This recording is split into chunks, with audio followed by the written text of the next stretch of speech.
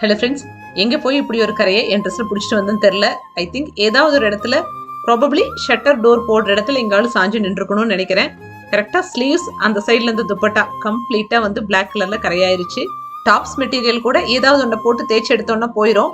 ஆனால் துப்பட்டா வந்து கொஞ்சம் த்ரெட் டைப்பாக இருக்கிறதுனால கரை போகுதோ இல்லையோ துப்பட்டா போயிடும்னு நினைக்கிறேன் இன்னைக்கு.